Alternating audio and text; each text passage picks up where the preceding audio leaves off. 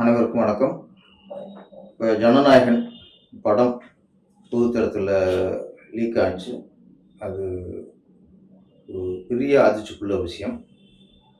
திரைத்துறையை பொறுத்த வரைக்கும் பல 100 கோடி அதில் பல 100 கோடி அதில் முதலீடு பண்ணியிருக்காங்க. ஆயிரக்கணக்கான தொழிலாளர்கள், நடிகரோட உழைப்பு அதில் இருக்குது.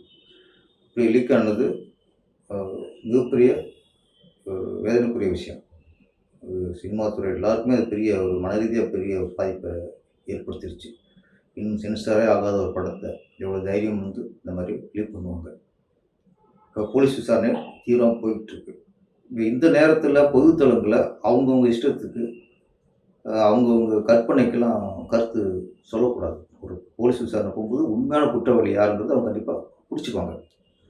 இங்கே இவர் எடிட்டர் லீக் பண்ணியிருப்பாரோ, புடிச்சு லீக் பண்ணியிருப்பாரோ அப்படிங்கிறதோ, இல்லை இந்த கட்சி லீக் பண்ணியிருக்குமோ, இல்லை அந்த கட்சி லீக் பண்ணியிருக்குமோ, இப்படிங்கிற விவாதத்தை வைக்கிறதுக்கு இந்த படத்தோட இதை நீங்கள் யூஸ் பண்ணக்கூடாது யாரும்.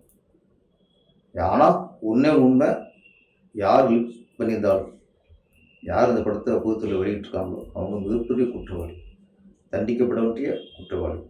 அதை கண்டிப்பாக காவல்துறை விசாரித்து அந்த குற்றவாளியை கண்டுபிடிச்சி, யாராக இருக்கட்டும், யாராக இருந்தாலும் சரி, எவ்வளோ பெரிய ஆளாக இருந்தாலும் சரி, இல்லை சின்ன ஆளாக இருந்தாலும் சரி, குற்றவாளி தான்.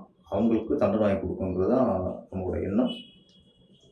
திரைத்துறையில் சிலர் வந்து எடிட்டர் ரெஃபரன்ஸ் இருக்குது, அவங்க பண்ணியிருக்கலாம் அப்படிங்கிற யூகத்திலாம் எங்கள் கருத்து யாரும் சொல்லக்கூடாது.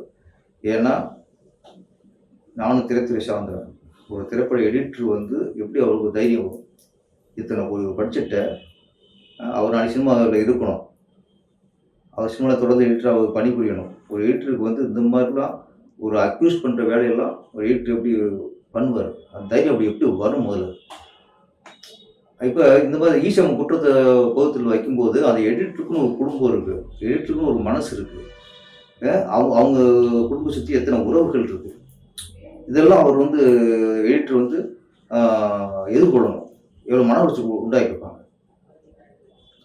இது சும்மா கருத்து சொல்கிற பேரில் ஒருத்தர் மேலே டக்குன்னு ஒரு பழி சுமத்துறதுலாம் பெரிய பாவத்தில் போய் சேர்ந்துடும்.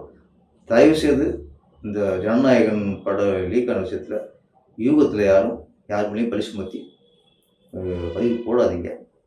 இது காவல்துறை வந்து கண்டிப்பாக உண்மையான குற்றவாளியை பிடிச்ச நம்பிக்கை எங்களுக்கு இருக்குது. பிடிக்கணும் யாராக இருக்கட்டும். நன்றி, வணக்கம்.